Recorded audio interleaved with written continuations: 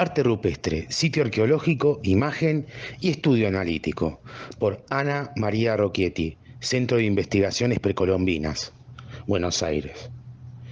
Este trabajo ofrece una perspectiva sobre el estudio del arte rupestre, con especial aplicación a la Sierra de Comechingones, en la provincia de Córdoba, Argentina.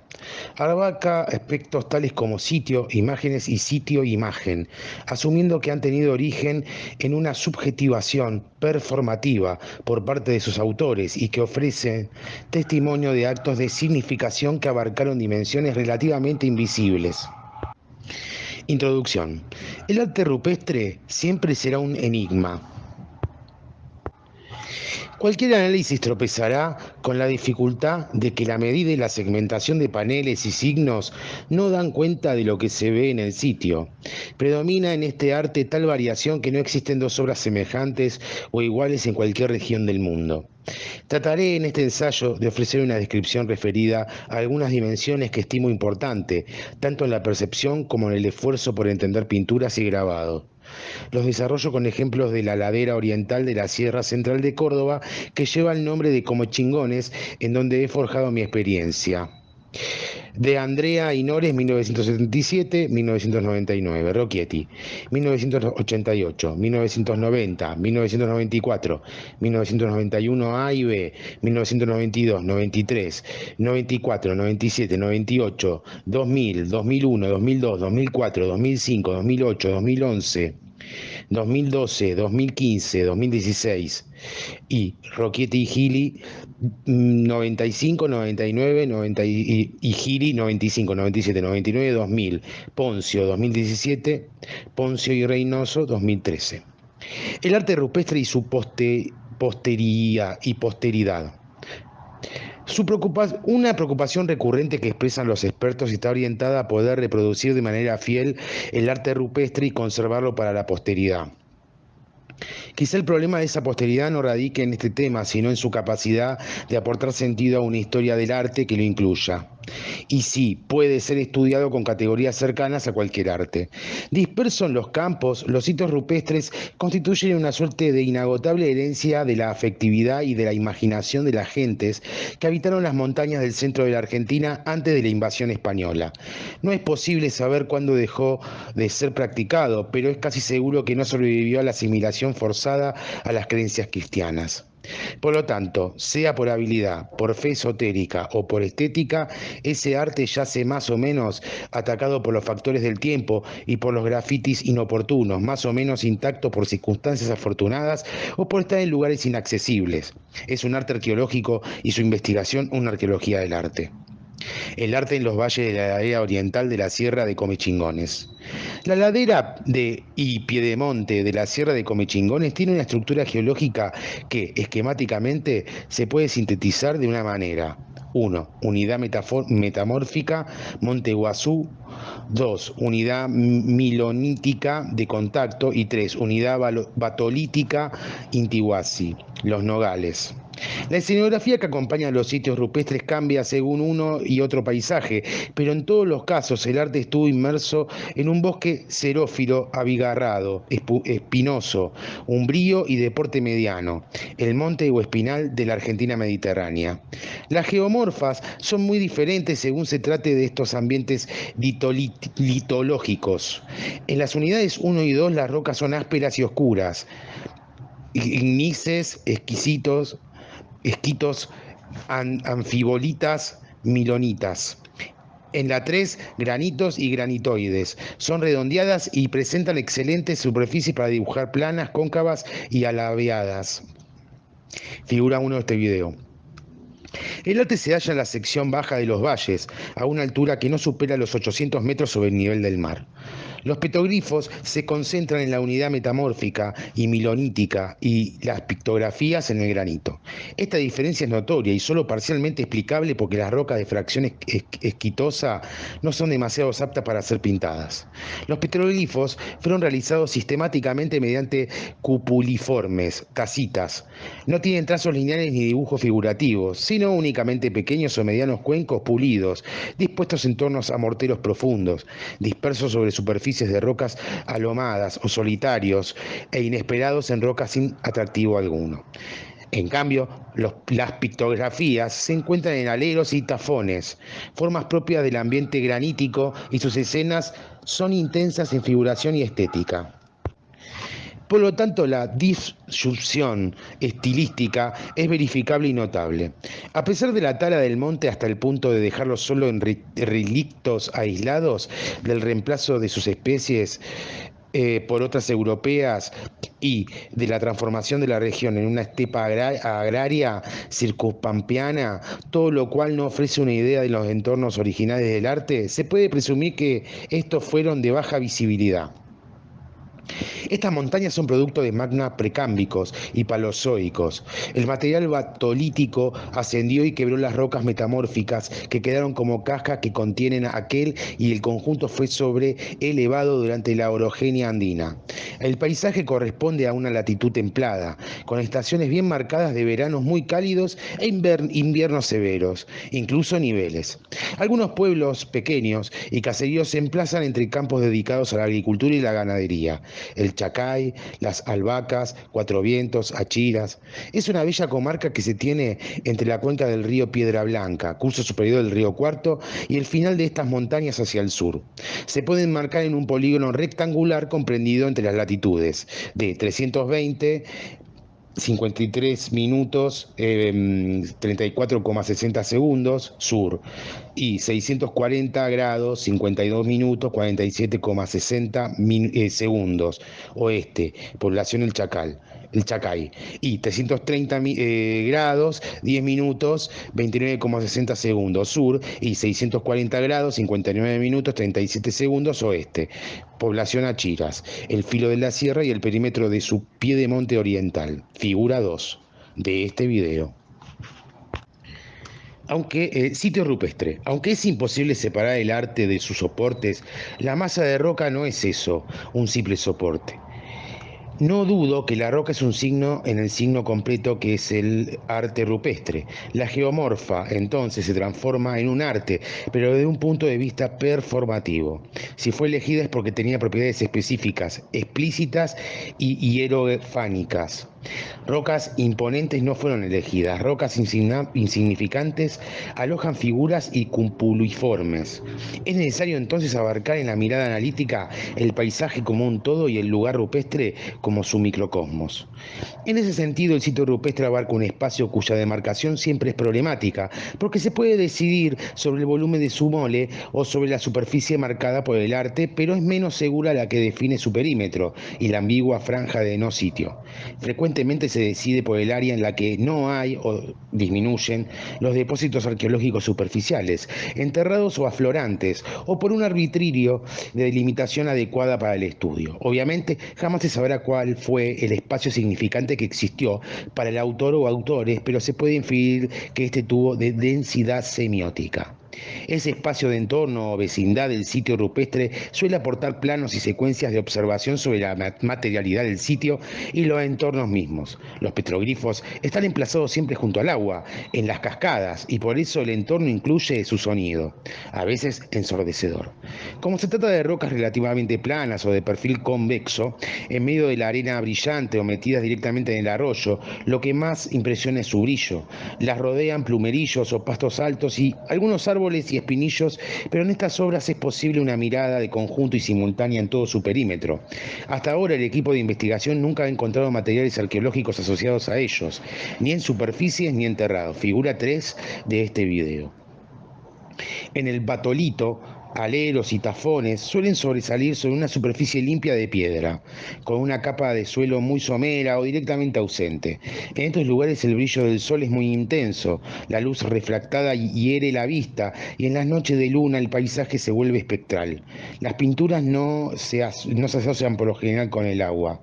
Los más imponentes son los tafones, una gran masa de granito con cámara interna que aloja la obra y también a menudo anunciada por un mortero exterior o en la entrada. Son geomorfas esféricas, producidas por exfoliación de la roca a merced del agua de lluvia y del viento. Figura 4 de este video. Resaltan claramente en el ambiente. Para registrar el arte hay que deslizarse en su interior porque no existen ejemplares en las que haya dibujos exteriores. Claramente a la mirada se distingue el plano de acceso a la cámara de otros posteriores o laterales. Muchos reposan sobre patas o sostenes de modo tal que la cámara, de plana circular, resulta luminosa porque es posible mirar a través de ella. En otros casos, ella es totalmente oscura porque las paredes de la bocha están soldadas al piso. Entonces, así se divide en el registro la sección interna y la sección externa en términos de continuidad visual o su ausencia con el entorno, figura 5. En los aleros graníticos, dado que su geomorfa ofrece entrada, línea de goteo o erosión retrocedente de la el plano de observación es uno solo, el acceso. En ello las pinturas son bien visibles desde el exterior, salvo por una vegetación muy desarrollada. La luz penetra en grado variable según las estaciones. Y las horas del día demarcado dos situaciones, dibujos alcanzados por la luz y los que no. La planta de los aleros suele ser irregular y crecen en el fondo de pared y piso de lechos y hierbas. Suele desarrollarse en ellos un suelo que apoya sobre regolito, cuya matriz contiene depósitos arqueológicos. Mientras los tafones, dadas sus superficies despejadas, suelen no tener una fauna que se refugie en ellos y prácticamente nada de plantas, los aleros sí sirven de refugio a ratones, zorros, pájaros y avispas. Sus vecindades suelen tener sonidos suaves y olores intensos. Figura 6. En el batolito, los aleros también se encuentran en las superficies lisas y brillantes que he mencionado, pero en secciones deprimidas. Fuera de él, hay aleros con arte en medio del campo, en afloramientos aislados. Las casas de piedra, así evocados por los habitantes rurales de la comarca, son muy abundantes y dan una prueba de la continuidad y densidad de población a lo largo de los tiempos prehispánicos. La unidad metamórfica no posee aleros, con excepción de uno en la entrada del pueblo del Chacay. Tiene más la forma de una pared con buzamiento de 400 sobreimpuesta en altura al terreno en general. Tampoco existen cuevas en ninguna de las unidades geomórficas. Figura 7. La única cueva se halla en un cerro aislado en medio de la llanura, de geología discordante, ortocuarcita, Suco, pero precisamente en él fue realizado un arte con cupoliformes realmente impresionante por tamaño, cantidad y calidad del diseño, figura 8, aunque lamentablemente vandalizado. También es fuera de lo común su latitud. En homogeneidad de estilo con los petroglifos de la cuenca del río Piedra Blanca se halla una geografía descontinuada con la de aquellos. Si bien para el arte no existían barreras infranqueables, de lo cual este no sería el caso, llama la atención por su escenografía, ya que desde la cima del cerro, donde hay un pequeño mortero en posición relativamente inaccesible, se ve una laguna y la pampa. Un bosque, mitad nativo y mitad exótico, sube actualmente desde el llano hasta la boca de la cueva. De lo dicho, propongo entonces poner atención a los planos de observación de sitio y de entorno, así como de intervisibilidad entre sitios, dado que su posición en el paisaje pueden ser las siguientes. 1. Concentrados o ubicados en sus mutuas proximidades, como en el Cerro Intihuasi, en donde hay 13 sitios rupestres dispuestos en 4 conjuntos. En la Barranquita, pictografías. O en el Arroyo San Antonio de El Chacay, un verdadero campo de petroglifos. 2. Apareados como en la cascada del Cipión o en el campo Irusta. 3. Aislados y dispersos. Y 4. Vectoriales como los petroglifos del río Piedra Blanca, dado que se disponen a lo largo de los cursos del agua. Esta distribución podría expresar tanto la oportunidad que ofrecían los lugares, la distribución de los campos de cultivo del formativo o la hierofanía intangible de los parajes. Si uno pone el acento en la escenografía, la investigación rupestre se desarrolla hacia lo espectacular. Espectáculo es lo que se ve, pero además las experiencias asociadas a lo que se ve, fueran o no las que había en la vida de los autores. Por supuesto, lo espectacular contiene subjetividad, sensibilidad y percepción, y todas estas cualidades son variantes según el observador. El análisis de la imagen rupestre me permite ampliar estas consideraciones. Imagen rupestre.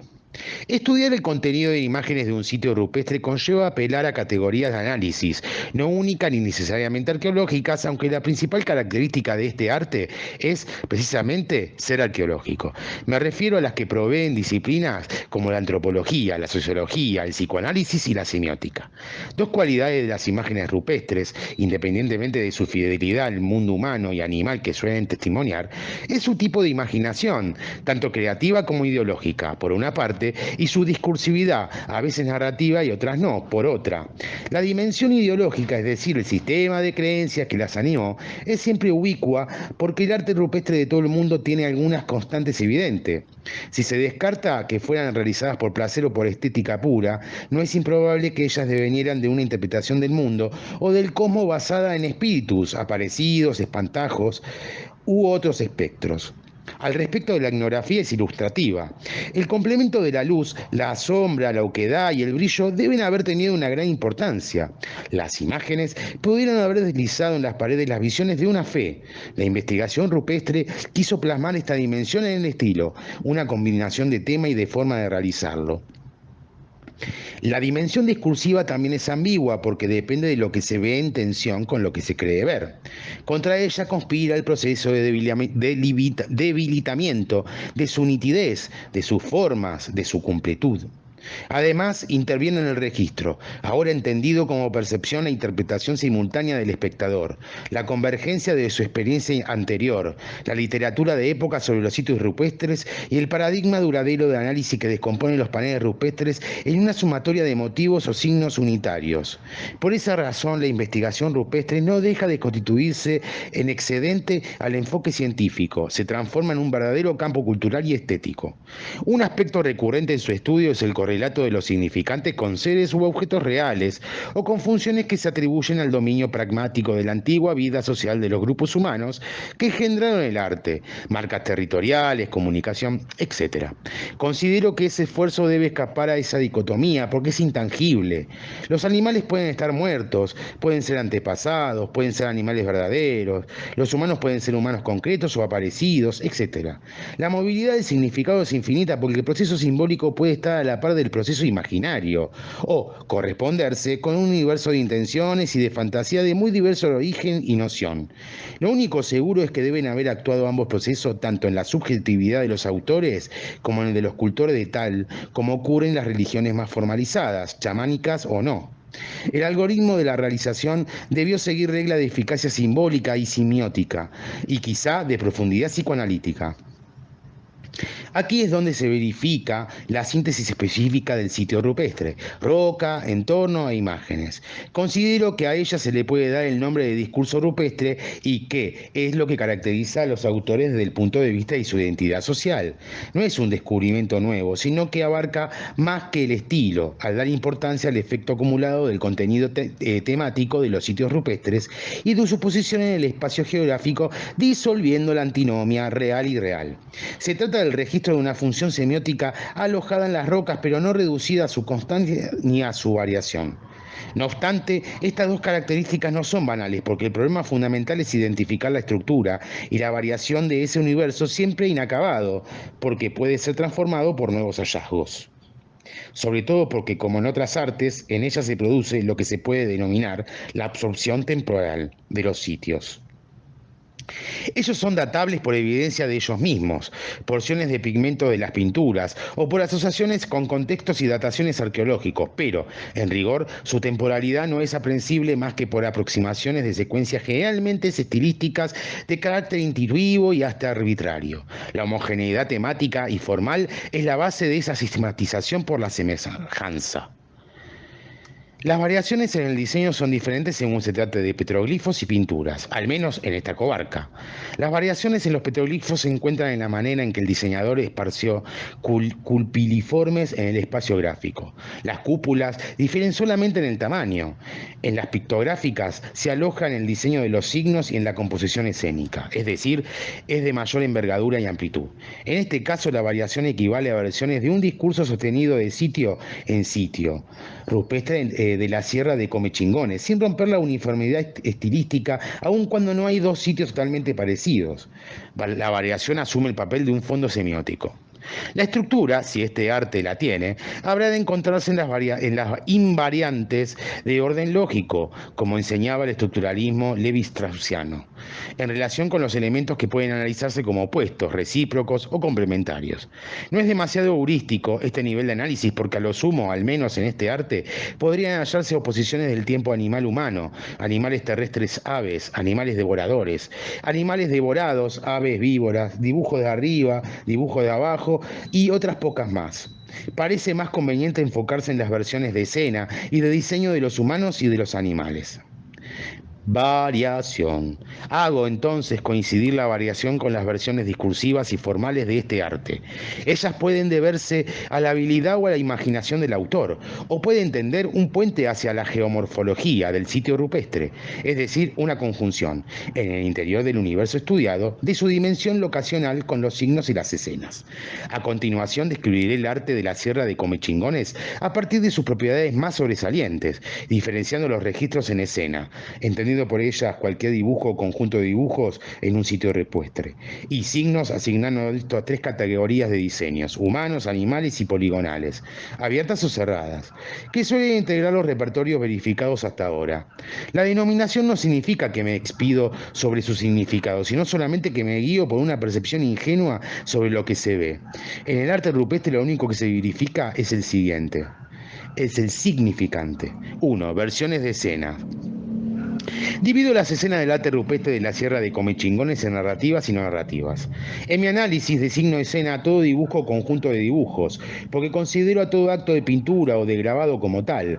Las narrativas cuentan una historia o relato, al menos un relato mínimo que pudo ser ficcional o realista. La diferencia entre uno y otro es imposible de establecer siempre, por lo cual me desentiendo de la realidad, aunque no descarto que exista un concepto sobre lo real, sobre acontecimientos o fenómenos ocurridos en algún tiempo y lugar. De cualquier manera, lo que se ve en el arte en las rocas son los resultados de actos de significación. De los que carecemos es de una comunidad de significación, y eso es irreparable. De las escenas narrativas más sobresalientes en el conjunto rupestre, una se encuentra en el Cerro Intihuasi y otra en un paraje que se conoce como Cascada del Cipión, figura 9 de este video. Como se ve, una dibujó una gran cacería en blanco predominante y otra seres que miran de frente al espectador. Otra es la del Cerro Suco, solo que en esta, figura 10, la narración es de otra clase. Los cupuliformes y bastones o surcos cubren toda la pared de la cueva oscura hasta el culminar en huellas de animales, pisada de felino, pisada de camélido o quizá vulva, y pies y manos. La escena de caza y el petroglifo de Suco sugieren una proxémica de autores o autores. En el primer caso, un alero bajo frente a una plataforma de granito desnudo. Quien pintó lo hizo sobre una pared alabeada, sobre la cual no debió ver todo el friso que estaba haciendo de una vez, porque lo mismo le pasa hoy al observador. En la cueva, por el contrario, la persona o personas que grabaron podrían ver toda la pared al mismo tiempo. En ambos casos se procuró cubrir todo el espacio, el espacio gráfico disponible. Fue una situación gráfica espacial que no se encuentra en otros sitios comarcales. No fue un esquema estático generalizado. Si la pared fue un dispositivo, un elemento desencadenador del acto de significación, entonces se puede admitir que su desarrollo en forma de planos cóncavos y alabeados debió delimitar el espacio gráfico efectivamente utilizando, y de allí la variación de su ubicación en aleros y tafones. En cambio, en los petroglifos del río Piedra Blanca y afluentes, ese dispositivo pudo ser externo, el brillo y el sonido del agua, porque los bloques son diversos en tamaño, los hay grandes y pequeños, y forma y la exposición a la luz completa. Algunos están cubiertos de cupuliformes, en otros solo fue ejecutado uno solo o varios en un borde, pero siempre sobre la superficie que mira al cielo. Figura 11. Es decir, la mole predomina sobre los grabados. Las escenas desde ya llevan al límite máximo que ha tenido este arte en esta parte de Sudamérica. En otras quizá la enunciación adquiera carácter más extremo en torno a seres fantásticos.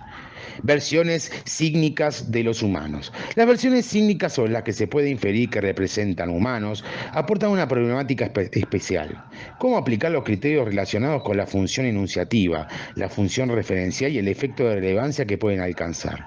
Esto vale asimismo para las imágenes que muestran animales. Estos criterios no son sencillos ni de formular ni de aplicar, porque la ambigüedad es la constante de los dibujos. Me parece adecuado tomar la expresión de Szabó Zizek, en 1999, quien sostiene que el significante soporta la identidad del objeto. Esto es válido para nombrar una imagen como humano o como animal, incluso para decidir indicar como víbora una línea curva o rectilínea, abierta o cerrada.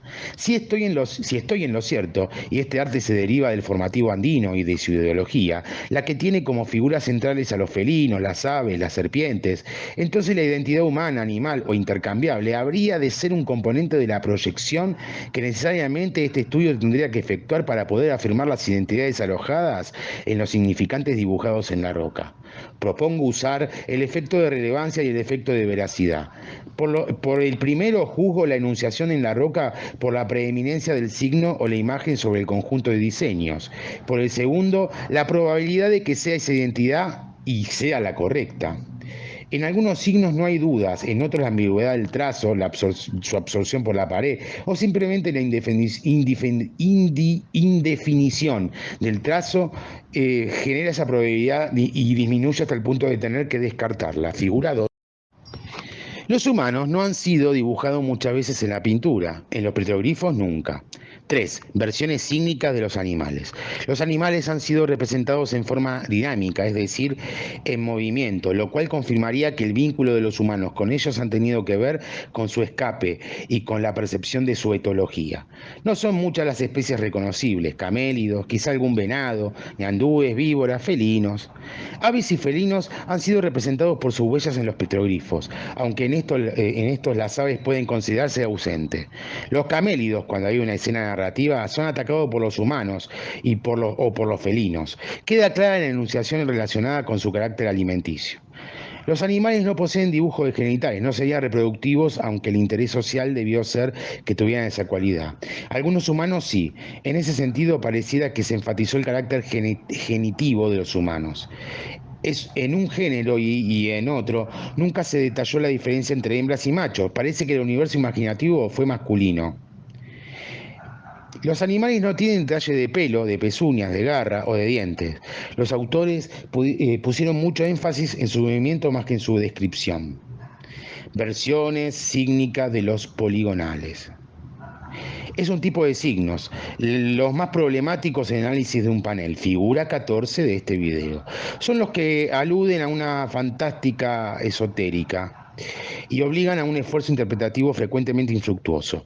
Si la enunciación es el hecho de que un acontecimiento está constituido por la aparición de un enunciado, eso bastaría para admitir la relevancia en el arte de la enunciación, anclada en los dibujos, del misterio del signo. Ellas aparecen en las pinturas, nunca en los petroglifos, ni aun cuando la disposición de los cupuliformes puede sugerir que sí lo hacen.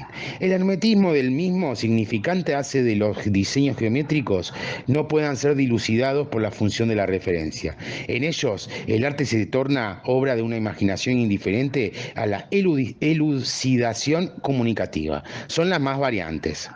Sitio, imagen. Aun cuando lo usual es centrar el estudio rupestre en las figuras, sus modalidades de estilo, de tema o en sus condiciones físicas y evolutivas, lo cierto es que ellas por sí solas no alcanzan para definir un modelo rupestre.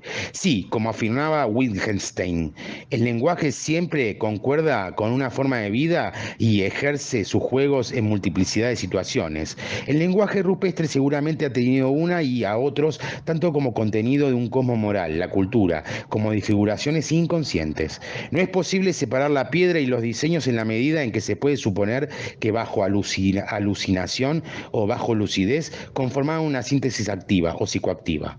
Propongo entonces tomarla en cuenta como sitio-imagen, hoy cosificada, pero en su tiempo un ejercicio de subjetivación, en parte sacro, en parte solo semiótico. Las rocas, signos, son tan importantes como las imágenes, signos. Si se toma a cada sitio como una arquitectura que se constituye en la concurrencia de varias dimensiones documentales, se puede avanzar hacia un modelo n-dimensional de sitio, al menos para estas montañas. El mismo, desde mi perspectiva, contiene 1. Cuerpo granítico y o metamórfico de la sierra en esa latitud. 2. Geomorfas, bloques, aleros, tafones y su geometría. 3. Superposición sedimentaria bajo refugio de roca y al aire libre. 4. Geometría de las unidades sedimentarias. 5. Geometría de la dispersión arqueológica en dichas unidades. 6. Proceso de formación de sitio. Los cuerpos de roca tienen una mineralogía constante, en términos generales y dispuestas en grado variable de concentración y cantidad de cuarzo, micas blancas y negras o moscovitas y biotitas. Muscovitas y biotitas, minerales varios, especialmente anfibolita y, en el caso de los granitos, feldespato. La textura granítica presenta cristales de diversa forma y tamaño, mientras que la de las metamorfitas es esquistosa. Los tafones son muy visibles en el paisaje por su porte, mientras que los aleros de granito están por todas partes, algunos de grandes dimensiones. Se han formado a partir de un frente de erosión, la línea de goteo, hasta adquirir profundidad de modo tal que el techo forma una superficie única con la pared de fondo. Se continúa en el espacio adyacente, sea bajo sedimentos o en roca desnuda. Tafones y aleros integran un paisaje granítico típico. El paisaje metamórfico ha evolucionado sobre la base de la roca de caja de la sierra, instruidas por el magma ígneo de los batolitos. Como ya dije en él, son ocasionales los bloques que forman el alero o abrigo de roca. Se trata más bien de rocas levantadas por composición lateral y con fuerte buzamiento en el terreno. La superposición sedimentaria ocurre dentro y fuera de los aleros graníticos y de los bloques miloníticos, gneisíticos y anfibodíticos. En los primeros, sobre todo, su geometría es de extractos someros y horizontales y contiene material arqueológico. En los otros, la pila sedimentaria sigue el buceamiento del terreno en las cuestas. En las márgenes de los cursos de agua se forman barrancas de hasta 12 metros de espesor, exhibiendo un estrato húmico que apoya sobre los loes, desarrollando una tipología edáfica de milosoles, en ecotono semiárido.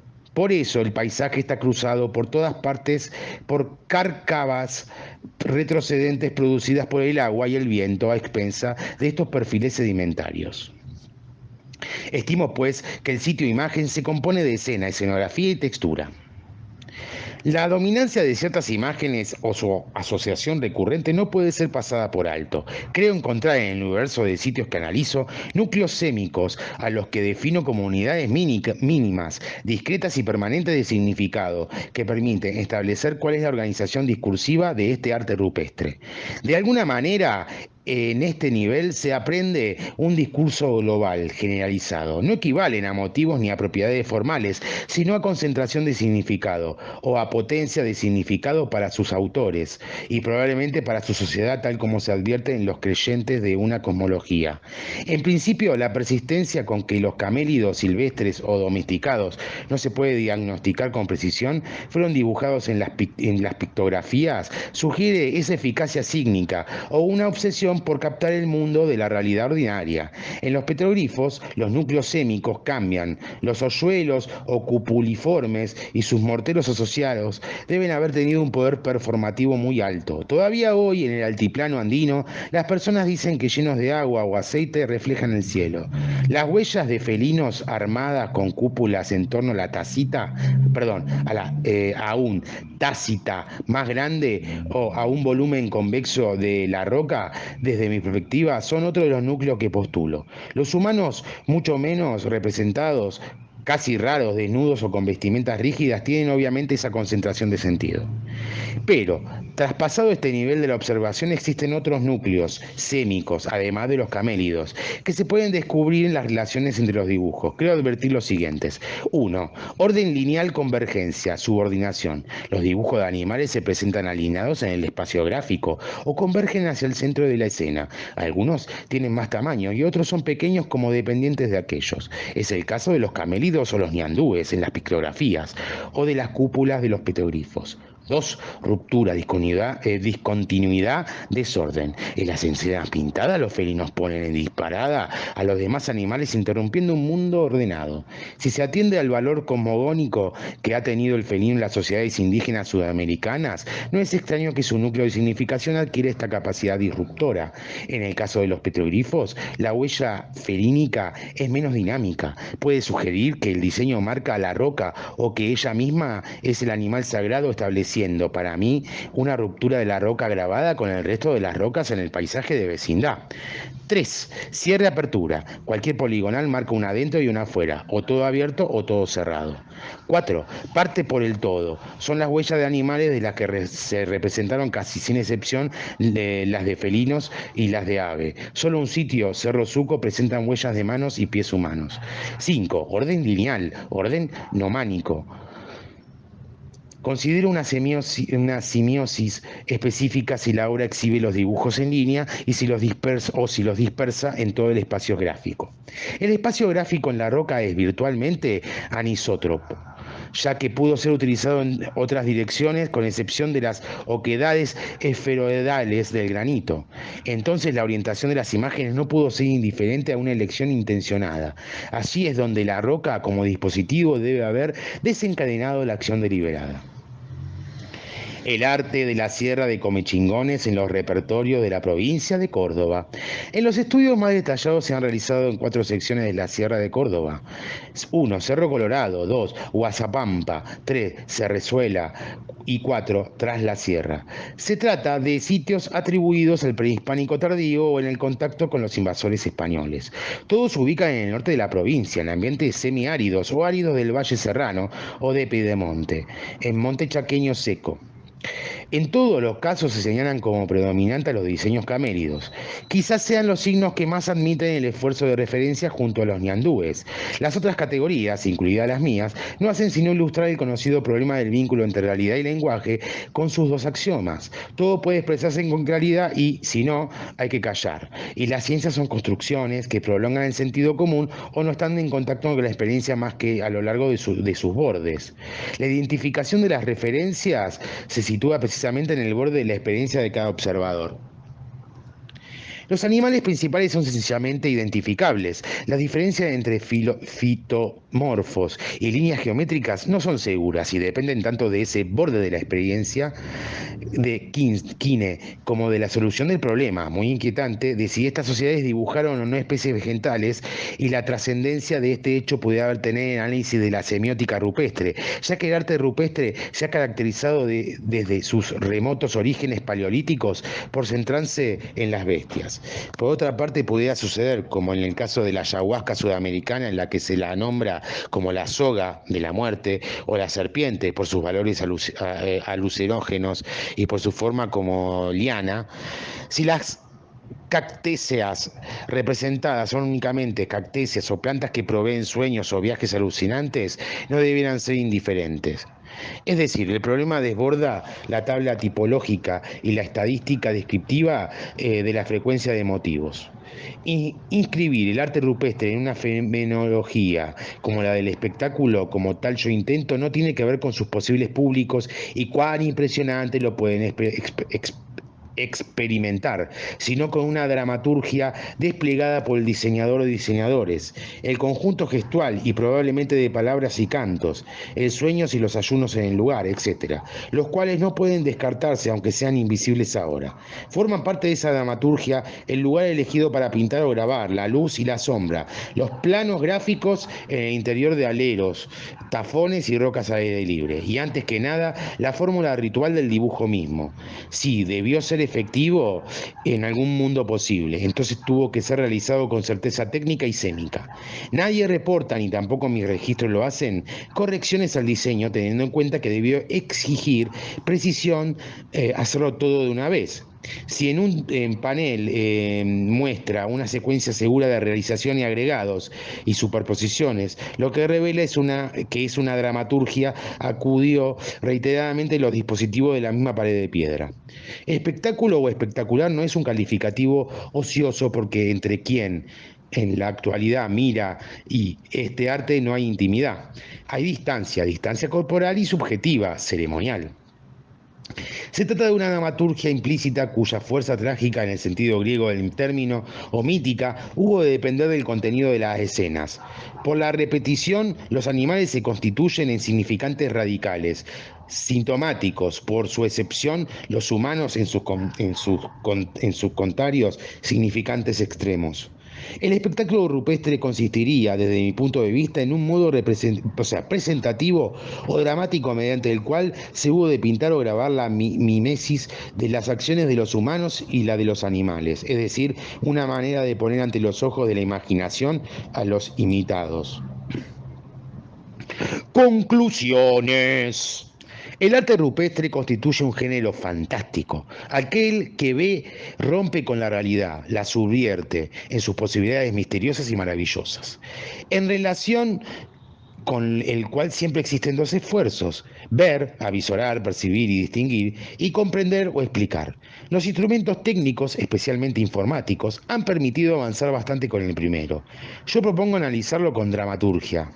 Ficcional o no, expresión de creencias en lo maravilloso, actos vinculados a lo misterioso o a lo siniestro, la acción dramática tácita pero inteligible deviene del mismo sitio-imagen. Una síntesis difícil de comunicar para los públicos a menos que se los sensibilice. A pesar de sus significantes ingenuos, el arte de Sierra de los Comechingones ofrece algunos indicios sobre el núcleo profundo de su ideología, la realidad central de los animales, una cosmología de animales y de hombres quizá divinos.